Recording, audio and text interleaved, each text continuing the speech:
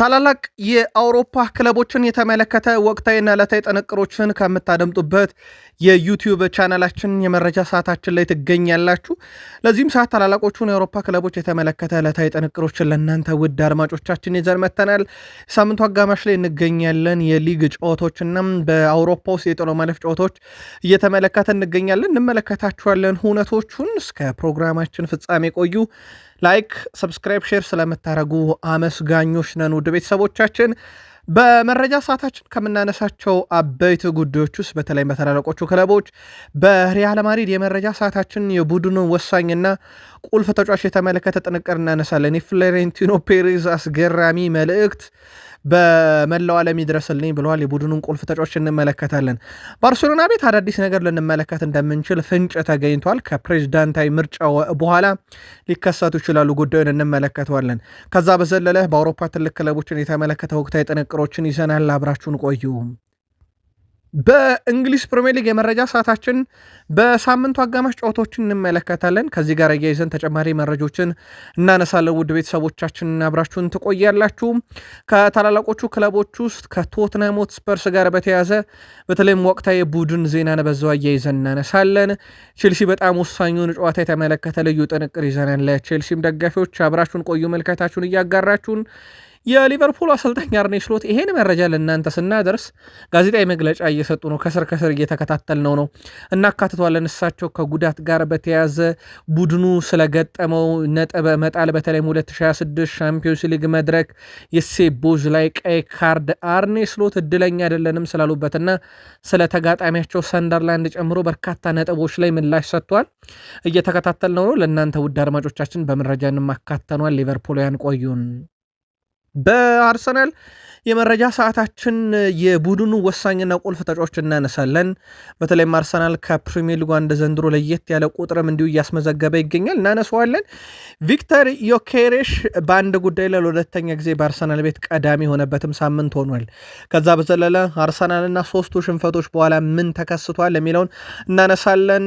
የቢቢሲውም ጋዜጠኛ የሚለን ነገር አለ። ተጨማሪ መረጃዎችን ለአርሰናልን እናደርሳቸዋለን።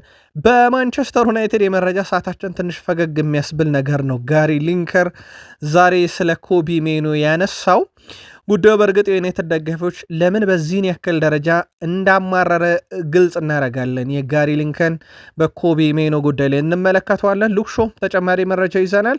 በማንቸስተር ዩናይትድ በኩል ብሪያን ቤሞ እና ከዙር ጋር በተያዘ መረጃዎችን ካነሳን በኋላ ሰፊ መረጃ በማይክል ካሪክ የቡድን አቀራረብ ስለ ጨዋታ እናነሳለን።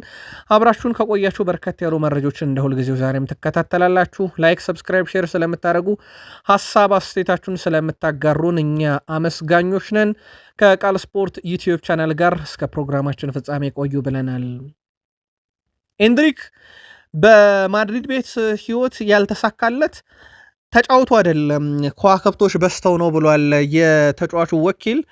እሱ ወደ ሪያል ማድሪድ በመጣ ሰዓት የነበሩ አማራጮች ከ8 እስከ 10 የሚበልጡ ናቸው በሪያል ማድሪድ ቤት። ቪኒሺየስ ጁኒየር፣ ኬሊያን ምባፔ፣ ጁድ ቤሊንጋም፣ ሮድሪጎ ጎኤዥ ባሉበት ቡድን ውስጥ ነው የመጣውና እሱ ተፈትኖ አይደለም ምርጥ አለመሆኑ የተረጋገጠ ወይም ለማድሪድ መጫወት ያቃተው ተፈትኖ አይደለም ባሉት ከዋክብቶች ብዛት ነው ብሏል። የተጫዋቹን ብቃት በተመለከተ ግን አሁን በኦሎምፒክ ሊሆን እያሳየ የሚገኘውን ተመልከቱ ብሏል። በጣም አስደናቂ ነው ብቃቱ። ያው ቀይ ካርዷ እንዳለችው ነው ማለት ነው። ግን በጨዋታ አቀራረብ ሜዳ ላይ ቴክኒካል ብቃቱ አጨራረሱ ያው ብራዚላውያን ስለሆኑ የቴክኒካል ችግር ይኖራል ተብሎ አይታሰብም። ከኳስ ጋር በጣም ምቾት የሚሰማቸው በጠባብ ስፔስ ውስጥ ኳስን በነፃነት መጫወት የሚችሉ ናቸውና በጣም አስደናቂ ጊዜን እያሳለፈ ነው። እናም ወኪሉ የኤንድሪክ ችግር የብቃት ሳይሆን የከዋክብት ብዛት ነበር ብሏል። ፍሎሬንቲኖ ፔሬዝ አነጋጋሪ ሀሳብ አላቸው። ሀሳባቸው ለማንኛውም ለእኛ አጋር መሆን የምትፈልጉ አጋር ድርጅቶች ሁሉ የእኛን የረጅም ጊዜ እቅድ ተግባራዊ ማድረግ አለባችሁ። በተለይም እኛ በሱፐር ሊጉ ላይ ያለንን አቋም ጭምር የሚደግፍ አጋር ነው የምንፈልገው ብሏል። ከዛ ውጭ ዝም ብሎ ተራ አጋር አንቀበልም፣ የሪያል ማድሪድን ወደፊት ሁሉ የሚደግፍ መሆን አለበት እያሉ ነው። አሁን ብቻቸውን የቀሩ ይመስላሉ በሱፐር ሊጉ። ከሰሞኑ ባርሴሎና የለንበትም ከዚህ በኋላ ብለው ራሳቸውን ከሁሉ ነገር እንዳገለሉ ይታወቃል። ከዚህ ነገር ላይ ብቸኛ የቀረው ክለብ ሪያል ማድሪድ ነው። ሪያል ማድሪድ መቅረቱንም በግልጽ የሚያስታውቀውም ለረጅም ጊዜ ጠፍቶ የነበረው ጸብ በሁለቱ ክለቦች መካከል ዳግም መቀስቀሱ ይታወቃል። ፍሎሬንቲኖ ፔሬዝ አጋር ድርጅቱላ ስትመጡ ወደኛ ሱፐር ሊግን መደገፍ አለባችሁ እያሉ ይገኛሉ። የቡድኑ ቁልፍ ተጫዋች ኬሊያን ምባፔ በአራተኛ ዳኛው ላይ ሰሞኑን ቁጣ ሲያሰማ ነበረ። በቫሌንሺያ ጨዋታ ላይ ኬሊያን ምባፔ እንዴት ኦፍሳይድ እንደሆንኩ ልታስረዳኝ ትችላለህ ይለዋል። ረዳት ዳኛው ወደ ውስጥ ገብተን እናውራ ይለዋል። ካሜራ ስላለ ኬሊያን ምባፔም አልገባኝም አስረዳኝ ይለዋል። በተለይም ደግሞ ውስጥ ገብተን እናወራለን ብለህ ስለነበረ አስረዳኝ እያለ እየወተወተው ነበርና በሁለቱ መካከል የነበረው ጭቅጭቅ በካሜራ እይታ ስር እስከነበረ ሰዓት ድረስ ኬሊያን ምባፔ አንድ አጋጣሚ እንዴት ኦፍሳይድ እንደሆነ ካላስረዳኝ ብሎ ሲጨቀጭቀው ነበረ። በኋላም ላይ በምን አለቀ የሚለው ያው ከካሜራ ጀርባ ነው። ኬሊያን ምባፔም አልቢትሩም ያሉት ነገር የለም። ዘንድሮ ኬሊያን ምባፔ 38 ግቦችን ለሪያል ማድሪድ አስቆጥሯል። በጣም አስገራሚ ነገር የሪያል ማድሪድ ሁሉም ተጫዋቾች አጠቃላይ ቢደመር ያስቆጠሩት ግብ 40 ነው። እሱ ለብቻው 38 ደርሷል። አጠቃላይ ቡድኑ ካስቆጠረው ከሱ ውጭ ካስቆጠሩት ግቦች በሁለት ብቻ ያንሳል ኬሊያን ምባፔ። የሪያል ማድሪዱ አሰልጣኝ አልቫሮ አርቢዮላ በነገራችን ላይ አንድ ወር ከጥቂት ቀናት ወደ 8 ቀናት አካባቢ ወደ 9 ቀናት አካባቢ ሆኖታል። ብዙ እየተነገረለት አይደለም። ያው የኮፓ ዴላሬ ነገር እንዳለ ቢሆንም ግን በላሊጋው ማድሪድን ወደ ዋንጫ ተፎካካሪነት መልሷል። ተከታታይ ድሎችን እያስመዘገበ ነው። በጣም አስደናቂ ጊዜያትን አሳልፈዋል በቡድኑ ምንም ጥርጥር የለውም። አሁን አንድ ወር ገደማ ሆኖታል አሰልጣኙ ሹመት ካገኘ። የሪያል ማድሪድ ደጋፊዎች ግን ሹመቱ እንዴት አገኛችሁት? ወደ ቋሚነት መቀጠል ያለበት ወይንስ ጊዜ ተሰጥቶት መገምገም ያለበት አሊያስ ከማድሪድ ጋር እንግዲህ በትልቅ ደረጃ ሊነሱ የሚችሉ አይነት አሰልጣኞች ዳግም እንደ ዚነዲን ዚዳን ያለ በእርግጥ በጣም አስቸጋሪ ነው እሱን መልሶ መምጣት እንደ ካርሎ አንቸሎቲ ያለ ከዋክብቶችን ወይንስ ይህ አሰልጣኝ መጠበቅ አለበት ብላችሁ ታስባላችሁ? ምልከታችሁን ጻፉልን። በባርሴሎና በኩል የሃንሲ ፍሊክ ቆይታ አሁን አጠራጣሪ ሆኗል። ምክንያቱም የሁዋን ላፖርታ ፕሬዚዳንትነት ግድ ይለዋል የሃንሲ ፍሊክ ቆይታ። ሃንሲ ፍሊክ በባርሴሎና ቤት በ2025/26 የውድድር ዓመቱ መጨረሻ በተለይም ቪክተር ፎንቴ ያሸንፈው ፕሬዚዳንት የሚሆነው ከሆነ ክለቡን እንደሚለቁ ይጠበቃል። ከሰሞኑም ትልቅ ሰጣ ገባ ውስጥ ገብቷል ከዚህ ፕሬዚዳንት ጋር። እንደሚታወቀው ቪክተር ፎንቴ በባርሴሎና ፕሬዚዳንትነት እንግዲህ ምርጫ ውስጥ እየተወዳደሩ ያሉት ሃንሲ ፍሊክ ሊረጋጋ ይገባል። ምን እያልኩኝ እንደሆነ ታውቃላችሁ ይላል ቀጣዩ ፕሬዚዳንት እጩ። እቅድ ማቀድ አለበት፣ በእቅዱ መሰረት መሄድ አለበት። ለአብነት ያክል ኤንጎ ማርቲኔዝን ለቃ ከዛ በኋላ ካንሴሎን ታስፈርማል። ይህ ምን አይነት ዝውውር ነው? ሊገባኝ አልቻለም። እንደዚህ አይነት ነገሮች እቅድ አይደሉም። በእርግጥ ሃንሲ ፍሊክ ይህን ስናገር እንደሚከፋው አውቃለሁ። ነገር ግን ከእቅድ አንጻር ይሄ ትክክለኛ እቅድ አይደለም እና ቆም ብሎ ከውሳኔ በፊት ሊያስብ ይገባል ብሏል። እቺ ንግግር በራሷ ምን ማለት እንደሆነች ያስታውቃልና አዲሱ ፕሬዚዳንት ቪክተር ፎንቴ የሚሆን ከሆነ ሃንሲ ፍሊክ ክለቡን ይለቃል። ነገር ግን ሁዋን ላፖርታ የሚያሸንፉ ከሆነ ፕሬዚዳንታዊ ምርጫውን ሃንሲ ፍሊክ በባርሴሎና ይቀጥላል። ከራፊኒያ ጋር በተያያዘ ራፊኒያ ከጉዳት አገግሞ መቼ ይመለሳል በሚለው ጉዳይ ላይ ራሱ ተጠይቆ ነበረ። ልመለስ የምችልበት ጊዜ እርግጥ ባይሆንም ምናልባት የአትሌቲኮ ማድሪድ ጨዋታ አሊያም ደግሞ የማገግምበት ፍጥነት ሊወሰን ይችላል፣ ግን እርግጠኛ አይደለሁም ብሏል። የምመለስበትን ቀን እሱ በሌለባቸው ጨዋታዎች እንደተወሰኑ ጨዋታዎች ላይ ሲቸገሩ ተመልክተናል። በነገራችን ላይ በባርሴሎና በኩል ምንም ጥርጥር የለውም። ረጅም ጊዜ ደግሞ ጉዳት የሪያል ሶሴዳድ ጨዋታ እንዳልነበረ ታስታውሳላችሁ። ከዛ በፊት ደግሞ ለረጅም ጊዜ ጉዳት ላይ እንደነበረ ይታወቃል ተጫዋቹ። በዛን ወቅትም ቡድኑ ወጣ ገባ እያለ ነበረና የተጫዋቹን መኖር ባርሴሎናን አጥብቀው ይሾታል። እሱም በአትሌቲኮ ማድሪዱ ጨዋታ አሊያም እንደማገግምበት ፍጥነት ይወሰናል ሲል ምላሹን ሰጥቷል። በአውሮፓ 5 ታላላቅ ሊጎች ብዙ አሲስቶችን ያደረጉ ተጫዋቾችን ስንመለከት ኦሊሴ ቀዳሚ ነው። አንድ አድማጫችን የቡንደስሊጋን ጨዋታ እከታተላለሁ ብዬ አስቤ አላውቅም ነበረም። አሁን ግን በኦሊሴ በሃሪኬን እና በዲያዝ ጥምረት ምክንያት ባየር ሙኒክን ማየት ወድጃለሁ እያለ ይገኛል። ወይም የባየር ሙኒክን ጨዋታ እያየው ነው የሚል ይዘት ያለው ሀሳብ ልኮልናል። ኦሊሴ ነው በነገራችን ላይ በአውሮፓ ታላላቅ ሊጎችም ከፍተኛ አሲስት ባለቤት።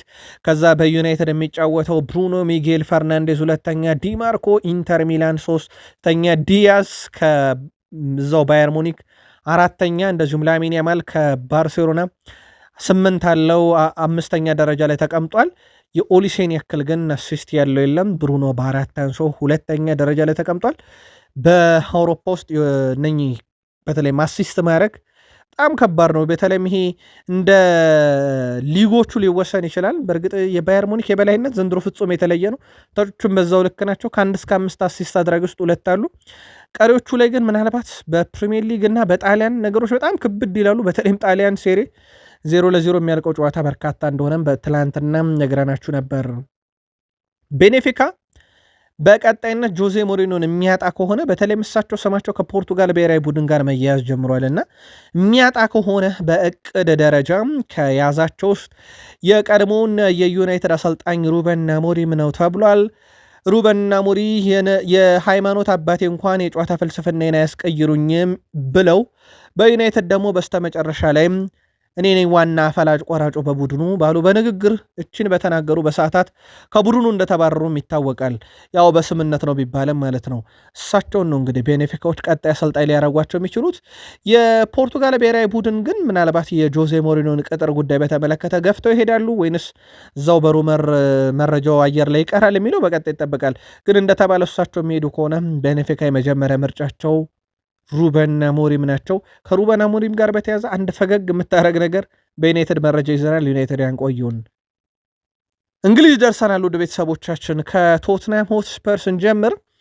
ዘንድሮ በእንግሊዝ ፕሪሚየር ሊግ ቢግ ሲክስ ከሚባሉ ክለቦች በተለምዶ ነው። ያው የአሁኑ ቢግ ሲክስ በጣም አጠያያቂ ነው። ማን ነው ቢግ ሲክስ ውስጥ መካተት ያለበት? ድሮ ካስታወሳችሁ ቢግ ፎር የሚባል ነበረ። በኋላ ላይ ወደ ቢግ ሲክስ አደገ። አሁን አንዳንድ ክለቦች እዚሁ ቢግ ሲክስ ውስጥ መቆየት አለባቸው የለባቸው የሚለው ብዙ መከራከሪያ ሰሞኑንም እያየው ስለሆነ ነው። እንደ ቶትንሃም ግን በርካታ ሽንፈት ያስተናገደ ቢግ ሲክስ ክለብ የለም። ዘንድሮ 10 ደርሷል። ሊቨርፑል 8 ተሸንፏል ዘንድሮ፣ ቼልሲ 6፣ ማንቸስተር ዩናይትድ እና ማንቸስተር ሲቲ 5፣ አርሰናል 3። ስለዚህ ዝቅተኛው የአርሰናል ነው። ቀጥሎ ዝቅተኛው የዩናይትድ እና የሲቲ ነው። ሶስተኛ ዝቅተኛው የቼልሲ፣ አራተኛ ዝቅተኛው የሊቨርፑል፣ አምስተኛ ዝቅተኛው የቶትንሃም ነው። የዩናይትድ እና ሲቲ እኩል 5 ስለተሸነፉ ነው። የቶትናም ምን ያህል አስከፊ እንደሆነ የዘንድሮ የውድድር ዓመት ማሳያ ነው። ምናልባት ቶትናም ዛሬ ያገኘነው ትልቁ ዜና ቶትናም ሆትስፐርስም ልክ እንደ ሌሎች ክለቦች ሞርጋን ሮጀርስን ካስቶን ቪላ የማስፈረም ፍላጎት አላቸው። በቀጣይ ሙከራ ያደርጉበታል የሚል ነው። ጋርዲዮላ ቤርናንዶ ሲልቫን በብዙ እያወደሱ ነው። ያው የሚሸኙበት ዓመት እንደሆነ ይታወቃል። በእርግጥ የእሳቸውም የመጨረሻ ዓመት እንደሆነ በርካቶች እያረጋገጡ ይገኛሉ። ያው እሳቸው በአንደበታቸው ያንን ባያረጋግጡ ማለት ነው።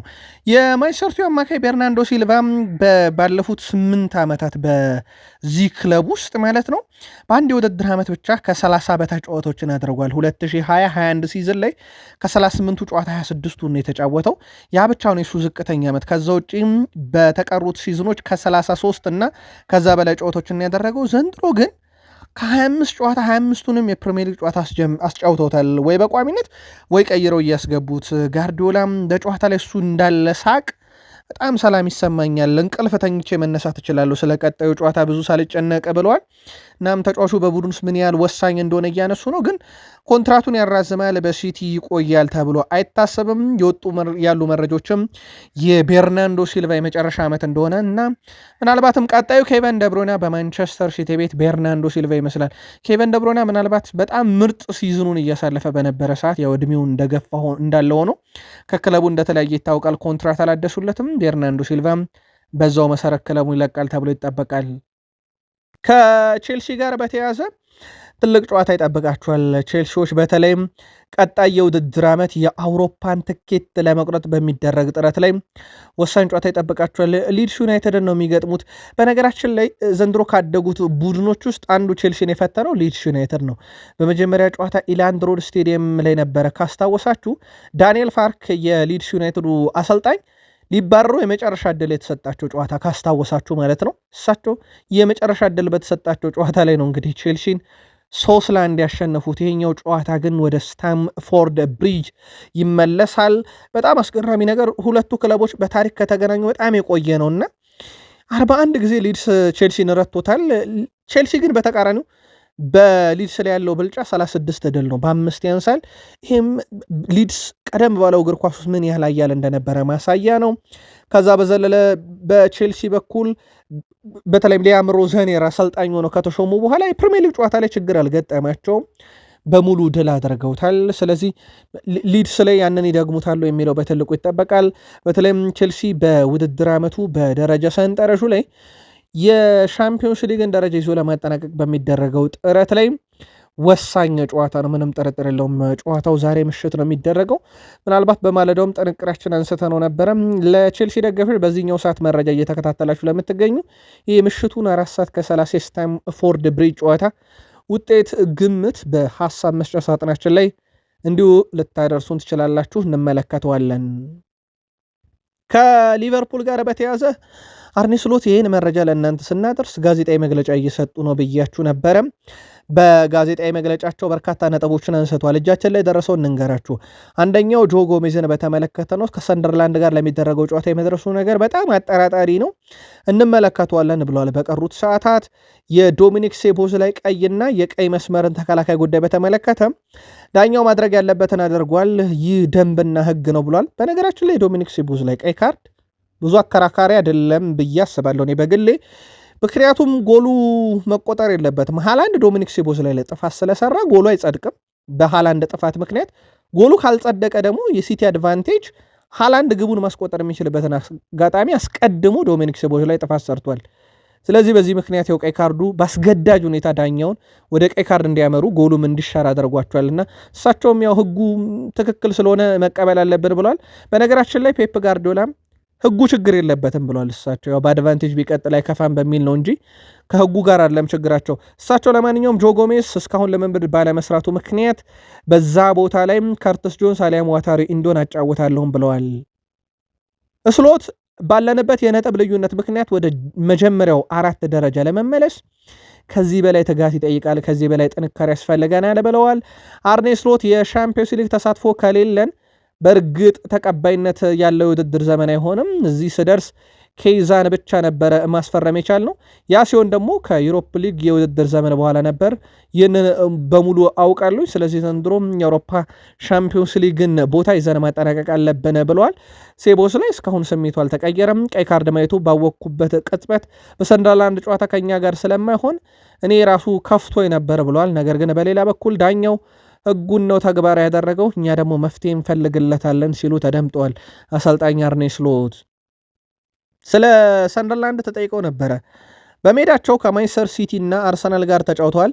ይህም እያሳለፉት ያለው የውድድር ዘመን ምን ያህል ድንቅ እንደሆነ እንዲሁም በሜዳቸው ያላቸውን ከፍተኛ ጥንካሬና አፈጻጸም ያሳያል። እጅግ በጣም ጥሩ የውድድር ዘመን እያሳለፈ ያሉ ብዙ ቡድኖች ያሉ ይመስለኛል ያሉት አርኔ ስሎት አርሰናል በእርግጠኝነት ከነዚህ ውስጥ አንዱ ነው ብሏል። አስቶን ቪላ አስደናቂ ነው፣ ብሬንትፎርድም እንዲሁ በጣም አስደናቂ። ነገር ግን ሰንደርላንድም በጣም የተለየ ቡድን ነው። ዘንድሮ ወደ ፕሪሚየር ሊጉ ባደገበት ዓመት ላይ ያለው ጥንካሬ ፍጹም የተለየ ነው። ለእኛ ፈታኝ ጨዋታ እንደሚሆንብን ምንም ጥርጥር የለውም ሲሉ ተደምጧል። ከአሊሰን ጋር በተያዘም ከእሱ ጋር ለ1 ዓመት ተኩል ስሰራ ቆይቻለሁ። ባለፈው ውድድር ዘመንም ይህንኑ አይነት አሊሰን ያየሁት። አንዳንድ ጊዜ ስታቲክስ ጠቃሚ ላይሆን ይችላል። ለአንድ ግብ ጠባቂ ዋናው ነገር ኢላማቸውን የጠበቁ ሙከራዎችን ማዳን ነው። በሱ በጣም ደስተኛ ነኝ ብለዋል። በዚህ ውድድር ዓመት ልዩ የሆነ ነገር ማድረግ እንደምንችልም ያውቃለሁኝ ሲሉ ተደምጧል። አርኔ ስሎት የሰጡት ጋዜጣዊ መግለጫ ይህ ብቻ አይደለም። እንዳልኳችሁ አልተጠናቀቅም ነበረ። እኛ መረጃዎችን ስናደርሳችሁ በቀጣይ መረጃ ሰዓት እናካትተዋለን ቀሪውን የእሳቸውን ጋዜጣዊ መግለጫ።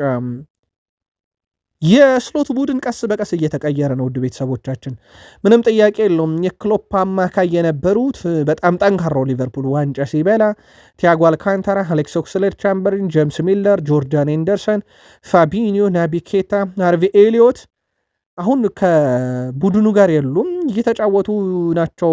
ከአንዱ ውጭ ቲያጎ አልካንታራ ብቻ ነው ጫማ የሰቀለው፣ ቀሪዎቹ እየተጫወቱ ነው። እድሜያቸውም የገፉ በዛው ልክ ያሉ። ካርትስ ጆንስ ብቻ ነው ከክሎፕ አማካይ እስካሁን በአርኔ ስሎት ቡድን ውስጥ የቀጠለው፣ ቀሪዎቹ ግን የሉ። በአዲስ ሽግግር ውስጥ እንዳለ ቡድኑ ምንም ጥያቄ የለውም። ይህ ትልቅ ማሳያ ተደርጎ ሊወሰድ ይችላል። ጊዜ ያስፈልጋቸዋል የሚለውም እንደ አንድ መከራከሪያ የሚነሳው አዲስ ቡድን እየተገነባ ነው ከሚለው እሳቤ አንጻር ይመስላል። አርሰናል ደረስን። በሊጉ እንደ ግራ መስመር ከሚጫወቱ ተጫዋቾች እንደ ትሮሳርድ ከፍተኛ የግብ ተሳትፎ ያለው የለም። ትሮሳርድ በግራ ክንፍ ላይ ከሚጫወቱ የፕሪሚየር ሊግ ተጫዋቾች 10 የግብ አስተዋጽኦ አለው ዘንድሮ። ይሄ ቀዳሚ ነው። ጋክፖ 8 ዶኩ 8 አለው። በፕሪሚየር ሊጉ ቀዳሚ ያደርገዋል። ሌላው በአርሰናል በጣም አስደናቂ ቁጥራቸው በሊጉ እንደ አርሰናል ከተቀያሪ ወንበር እየተነሱ በርካታ የጎል ተሳትፎ ያደረገ ተጫዋቾች የሉም። 9 ጎልና 7 አሲስት አለው። በነገራችን ላይ በጎልም አርሰናል ላይ የሚስተካከል አንድ ቡድን ብራይተን ነው። በአሲስት ግን የሚስተካከል የለም። 7 የአርሰናል ቀዳሚ ነው። ብራይተን በአሲስት ወደ 5 ዝቅ ይላል። የማይክል አርቴታ ቀያሪ ምን ያህል ፍሬያማ እንደሆነ ማሳያ ቁጥር ተደርጎ ሊወሰድ ይችላል። ምናልባት የአርሰናል ቀዳሚ ነው ካለ ሌሎች ቢግ ሲክስ ክለቦች ውስጥ ከአርሰናል ቀጥሎ በሁለተኝነት ቼልሲ ነው፣ 5 ግብ 3 አሲስት አለው። በሶስተኝነት ቶትናም 3 ጎል 4 አሲስት አለው። በአራተኝነት ሊቨርፑል 4 ጎል 3 አሲስት አለው። በአምስተኝነት ማንቸስተር ዩናይትድ 2 ጎል 3 አሲስት አለው። እንደዚሁም በስድስተኝነት ሲቲ 1 ጎል 1 አሲስት አለው ከተቀያሪ ወንበር ከተነሱ ተጫዋቾች። የአርሰናልን ያክል ግን በቅያሪ ያተረፈ ወይም ተቀይሮ በገባ ተጫዋች የግብ አስተዋጽኦ ያለው ክለብ የለም። ቪክተር ዮኬሬሽ ወደ አርሰናል ሲመጣ መለያው ክብረ ወሰን እንደሰበረ ይታወቃል። በሽያጭ ቀዳሚ ሆኖ ነበረ። አሁን ሌላ ክብረ ወሰን አሻሽሏል። በነገራችን ላይ ከሰንደርላንድ ጋር በነበረ ጨዋታ ላይ ግብ ሲያስቆጠር በተለይም ያቺን ሁለተኛዋን ግብ ሲያስቆጠር ተንሸራቶ ደስታውን እዛው መሬት ላይ ያለ ነበር የገለጸው። ቺን ምስል አርሰናል በማህበራዊ ትስስር ገጻቸው ካጋሩ በኋላ ያገኘው የላይክ ብዛት አሁን ክብረ ወሰን ሰብሯል እና ተጫዋቹ በአርሰናል ደጋፊዎች ልብ ውስጥ ያኔ ሲመጣ አዲስ ስለነበረ ነው፣ ምንም ጥርጥር የለውም። የሁሉም ሰው ልብ ውስጥ ነበር። አሁንም ድረስ ግን ሚዲያው ላይ በበርካታ ትችት የታጀበው ቪክተር ዮኬሬሽ በአርሰናል ደጋፊ ልብ ውስጥ ግን ምን ያህል እንዳለ ማሳያ ነው ይህ የላይክን ብዛትና የሱ ደስታ። አሁን በማህበራዊ ትስስር ገጽ ላይ በርካቶች ወደውለታል፣ በርካቶችም ድጋፋቸውን አሳይተውታል። የዩቲዩብ ገጻችን ቤተሰቦች የአርሰናል ደጋፊዎች ስለ ቪክተር ዮኬሬሽ ጻፉልን። በአርሰናል በኩል በዚያ ዓመት 3 ሽንፈት አላቸው። ከሽንፈታቸው ከመጀመሪያው ሽንፈት ጀምሮ እንመልከት። የመጀመሪያው ሽንፈት በሊቨርፑል በዶሚኒክ ሶቦስላይ ላይ ቅጣት ምት 1-0 ተሸነፉ። ቀጣዩ ሽንፈት እስኪመጣ ድረስ 18 ተከታታይ ጨዋታን አልተሸነፉም ነበረ። በጣም አስደናቂ ጉዞ ማለት ነው። ከዛ በኋላ ሁለተኛውን ሽንፈት በአስቶን ቪላ ካስታወሳቸው ኤሜኒያሎ ቡዋንዲያ ባለቀ ደቂቃ ግብ አስቆጥሮባቸው 2-1 ተሸነፉ። ከዛ በኋላ 12 ተከታታይ ጨዋታን አልተሸነፉም። ሶስተኛው ሽንፈት ከዛ በኋላ ነው የመጣው በማንቸስተር ዩናይትድ ኤምሬትስ ላይ ድራማ የበዛው ጨዋታ ዩናይትድ 3-2 አሸነፋቸው። ከዛ በኋላ 4 ተከታታይ ጨዋታ ድል ነው። ያው ሙድ ቤተሰቦቻችን አራቱንም ካይራት አለማቲ፣ ሊድስ፣ ቼልሲ፣ ሰንደርላንድ አራቱንም አሸንፈዋል። በቀጣይ ብሬንትፎርድን ይገጥማሉ። ምንም ጥያቄ የለውም ብሬንትፎርድ ቀላል ተጋጣሚ እንዳልሆነ የቢቢሲው ጋዜጠኛ ክሪስ ሹተን ብሬንትፎርድ ጠንካራ ነው፣ እሱን እርግጠኛ ነኝ፣ ግን አርሰናል አሁን ካለበት ቦታ ከሚፎካከርበት ይዘት አንጻር 2-0 በሆነ ውጤት ወይም በጠባብ ውጤት ጨዋታውን አርሰናል ሊያሸንፍ ይችላል ብሏል። ውድ ቤተሰቦቻችን ይህንን መርሃ ግብር እንዴት አድርጎ ይወጣዋል አርሰናል የሚለው በትልቁ ይጠበቃል። ምንም ጥያቄ የለውም። በ33ኛ ሳምንት አንድ ትልቅ ጨዋታ አለ። ሲቲ ከአርሰናል ኢታድ ስቴዲየም ላይ የሚደረግ ጨዋታ ነው። ያ ጨዋታ 33ኛ ሳምንት ላይ ምናልባትም የሆነ የፕሪሚየር ሊግን እድል ሊወስን የሚችል ነው። እነኚህ ሁለት ክለቦች በነገራችን ላይ በካራባኦ ካፕ ፍጻሜ ይገናኛሉ። ከዚህ በኋላ በፕሪሚየር ሊግ 33ኛ ሳምንት ይገናኛሉ። ከዛ በአውሮፓ ሻምፒዮንስ ሊግ ሩብ ፍጻሜ መገናኘት እድላቸው በጣም ሰፊ ነው። ስለዚህ አርሰናል ከሲቲ በዚህ የውድድር ዓመት በርካታ ጊዜ ሲገናኙ ልናይ እንችላለን። ለማንኛውም አርሰናል ተጠባቂውን ጨዋታ ከብሬንትፎርድ ጋር ሐሙስ ሲያደርግ ዋና ዳኛው ጆን ብሩክስ ሲሆኑ ይህንን ጨዋታ እንግዲህ በፕሪሚየር ሊግ በኩል በጆን ብሩክስን ቀይረው ቶን ሃሪንግተን ጨዋታውን ሊመሩት ይችላሉ የሚል መረጃ እየወጣ እያየን ነው። ከቫር ዳኝነት ጋር በነበረው ይቀጥላል ተብሏል። ስለዚህ መረጃውን አጣርተን በቀጣይ መረጃ እንመለስበታለን። ጋሪ ሊንከን ትንሽ ፈገግ የምታደርግ መረጃ ነው ዛሬ የተመለከትነው። ጋሪ ሊንከን ማለት እንግሊዛዊ ተጫዋች ነው። በጣም ውዱ የቢቢሲ ስፖርት ተከፋይ ነበረ። በባርሴሎና ቤት የሰራውን ታሪክ እናስታውሳለን። የጋሪ ሊንከር አሁን ራሽፈርድ ሄዶ እስኪያሻሽለውና አንዳንድ ሪካርድ እስኪጋራ ዛሬ ከአንድ ሚዲያ ጋር ቆይታ ነበረውና ለጨዋታ ያህል ይሆናል እንጂ በህግ ቢኖር ይሄንን የሚዳኝ ህግ ቢኖር እና በፍርድ ጉዳዩ የሚታይ ቢሆን ይላል። ያው እንደዚህ አይነት ጉዳዮች እንኳን ለህግ የሚቀርቡ አይደለም። ቢሆን ግን ሩበን አሞሪም ኮቢ ሜኖ ላይ ያደረገው ነገር በወንጀል የሚያስጠይቅ ነበር ይላል። እኔ ኮቢ ሜኖን ቦታ ብሆን ኖሮ አሞሪምን ለመክሰስ ሁላ በቁም ነገር አስብ ነበረ ብሏል። የኮቢ ሜኖን 1 ዓመት ሙሉ የእግር ኳስ ህይወት ነው ያበላሸበት። እሱ ግን ድንቅ ተጫዋች ነው። ይሄው በ2 እና 3 ጨዋታ ማንነቱን እንኳን አሳይቷል። በጣም የገረመኝ ነገር ደግሞ ያ ሁላ ጊዜ ተጠባባቂ ሆኖ ሞራሉ ሳይነካ ከዛው ብቃቱ ጋር መገኘቱ በጣም እንደደነቀበት አድርጓል ኮቢ ሜኖን ብሏል። ሜኖ በማንኛውም ጫና ውስጥ ሆኖ ኳስን በረጋ መንፈስ ይቀበላል። ሁልጊዜም ነው ማለት ይቻላል። እሱ ትክክለኛውን ውሳኔ ነው ሜዳ ላይ የሚወስነው። እንቅስቃሴው ውብና በራስ መተማመን የተሞላበት ነው። ግልጹን ነው የምነግራችሁ። አሞሪም በእውነት የእግር ኳስ ሕይወቱን ፈጽሞ ጎድቶበታል። ቢቻል እንደዚህ አይነት ነገሮች በፍርድ ቤት የሚታዩ ቢሆን ኖሮ ኮቢ ሜኖ በቁም ነገር ሩበን አሞሪን መክሰሱላ ነበረበት ብሏል። ያው እንዳልኳችሁ ግን እግር ኳስ እንደዚህ አይነት ነገር ከፍርድ ቤት ጋር የተያዘ ምናምን የለውም። ያው አንድ አሰልጣኝ ተጫዋችን አላሰለፍም ካለ ክለቡ ወይ ከአሰልጣኙ ወይ ከተጫዋቹ አንዱን ይመርጣል። ዩናይትድ ምንም ጥያቄ የለውም ኮቢ ሜኖን መርጧል እና አይሸጥም ማለቱ ይታወቃል። ዩናይትድ ራሱ እንደ ቡድን በስተመጨረሻም ሩበን አሞሪም ተለያይቷል ከቡድኑ ጋር። በተለይም ዩናይትድ በስኮት ማክቶሚኔል የሰሩትን ስህተት ድጋሚ መድገም እንደማይፈልጉም ይታወቃል። ሉክሾ በዚህ ውድድር ዘመን ግን እንደ ኮቢ ሜኖ አልተንገላታም የጨዋታ ደቂቃዎችን በማጣት ይልቁንስ ውድ ቤተሰቦቻችን ዘንድሮ ወደ 2183 ደቂቃ ተጫውቷል። ይህ ተጫዋች በሁለት ዓመት 2023/24/25 በድምሩ 1767 ደቂቃ የተጫወተው በሁለት ዓመት የተጫወተውን ጨዋታ በራሱ ከ400 በላይ ደቂቃ በመጫወት ዘንድሮ አሻሽሎታል። ይሄ ፍጹም አስደናቂ ያደርገዋል። ዘንድሮ ብቃቱ ምን ያህል ከፍ እንዳለ በእርግጥ ጉዳት የጎዳው ተጫዋች እንጂ በማንቸስተር ዩናይትድ እምብዛም ችግር ተብሎ የሚጠራ አይነት ተጫዋች እንዳልሆነ ይታወቃል። በብሪያን ቤሞ በኩል በዚህ ውድድር ዓመት ለማንቸስተር ዩናይትድ በመጣ ዓመት ድንቅ ጊዜን እያሳለፈ ነው። በነገራችን ላይ በዚህ ውድድር ዓመት በፕሪሚየር ሊጉ ከቆመ ኳስ ውጪ በርካታ ገቦችን በማስቆጠር በጨዋታ በአማካኝ ሁለተኛው ተጫዋች ነው። በኤርሊንግ ብሮት ሃላንድ ይበለጣል 0.77 ከቆመ ኳስ ውጪ ጎሎችን ያስቆጥራል በጨዋታ በአማካይ ሃላንድ። ሁለተኛው ሰው ብራያን ቤሞ ነው 0.47 ከቆመ ኳስ ውጪ ያስቆጥራል። ይሄ ትልቅ የሚባል ቁጥር ነው። የመጀመሪያ ዓመቱ መሆኑ ደግሞ ተጫዋቹም በተለይ ምን ያህል አስደናቂ ጊዜን እያሳለፈ እንደሆነ ማሳያ ተደርጎ ሊወሰድ ይችላል። በማንቸስተር ዩናይትድ ቤት ድንቅ ጊዜን እያሳለፈ ነው።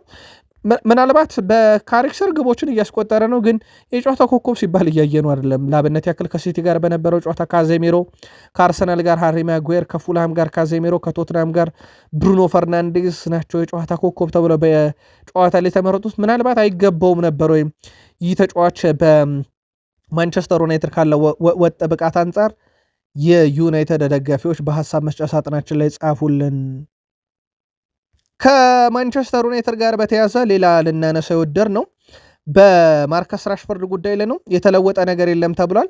ራሽፈርድ እንግዲህ በማይክል ካሪክ ስብስብ ውስጥ የመመለስ ፍላጎት ሊኖረው ይችላል የሚሉ መረጃዎች ሲወጡ ነበረ። ያው አሁንም እዛው መቆየት ነው እንዳልኳችሁ። የካሪክ መምጣት ለተጫዋቾች የሰጠው ነፃነት ለዚህ ተጫዋች ግን ላይኖረው ይችላል ለራሽፈርድ። ምክንያቱ ደግሞ ግልጽ ነው።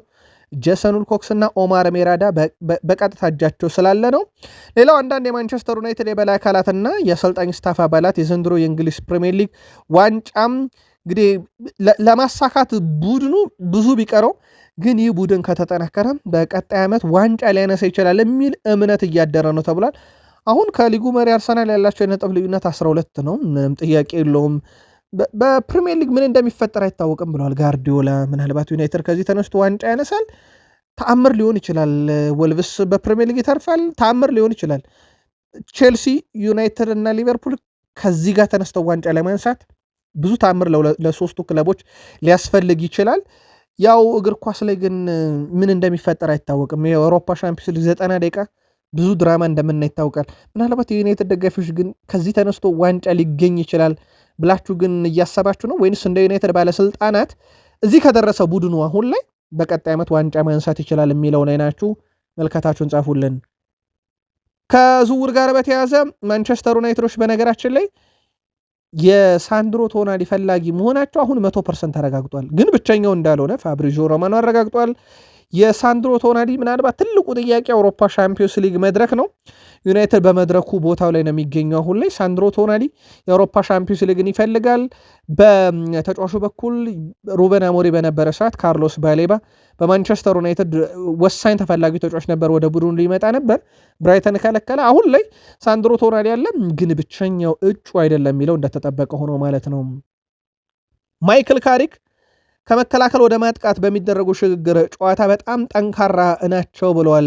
የዛሬ ተጋጣሚያቸውን ዌስትሃም ዩናይትድን ቀደም ብለን የዌስትሃምን ጨዋታ ተመልክተናል። ልክ እነሱ ስለ እኛ እንደሚያጠኑት እኛም እኮ ስለ ዌስትሃም እናጠናለን ብለዋል። በተለይ በገዛ ሜዳቸው በደጋፊያቸው ፊት ሲጫወቱ አደገኛ ቡድን ይሆናሉ። ያንን ሁሉ ለመቋቋም በእርግጠኝነት ዝግጁ ነን ብለዋል። ከኦሊገነ ሶልሻር በኋላ ለማንቸስተር ዩናይትድ ለንደን ስቴዲየም የሚቀነው ሜዳ አይደለም። ብዙ ሽንፈት አስተናግዶበታል።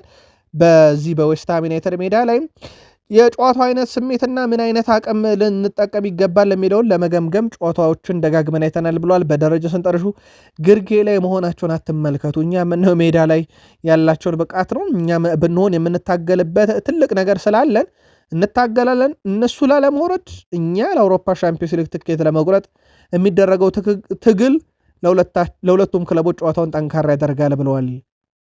ኑኖ ስፕሪንቶ ሳንቶስ በጣም ጥሩ እየተጫወቱ እንደሆነ አስባለሁ። ማንቸስተር ዩናይትዶች በጥሩ ጉልበት ላይ ናቸው። ጥሩ መነሳሳት የማይቻለው ጥሩ ጊዜ ላይ ያሉ ይመስለኛል ብለዋል። ተጫዋቾቹ በራሳቸው የሚተማመኑ መሆናቸውን ማየት ትችላለህ። ብዙ ጎበዝ ተጫዋቾችም በዩናይትድ ቤት አሉ ብለዋል። ጨዋታው ሙሉ በሙሉ በጣም የተለየ ነው። በእግር ኳስ ውስጥ ሁልጊዜም እንደዚህ ነው። አዲስ ጨዋታ፣ አዲስ ነገሮች ይከሰታሉ። አዲስ ውሳኔዎችን መወሰድ አለባቸው። ነገር ግን በውድድር ዘመን ውስጥ ሁሉም ቡድኖች ጠንካራ ናቸው። የምንገጥማቸው እያንዳንዱ ቡድን ጠንካራ ነው። ለእያንዳንዱ ቡድን ተገቢ ምላሽ እንደ ፕሪሚየር ሊጉ አስፈላጊነት መስጠት አለብን ብለዋል። ይቀጥላሉ። ኑኖ ስፕሪንቶ ሳንቶስ ዩናይትድ ለውጥ አድርገው አሁን ጥሩ እየተጫወቱ ላሉበት ሁኔታ ግልጽ ማሳያ ነው። አንዳንዴ ለውጦችም ያስፈልጋሉ ብለዋል። እሳቸው ማንን በማን ይለውጣሉ የሚለው ደግሞ በትልቁ ይጠበቃል።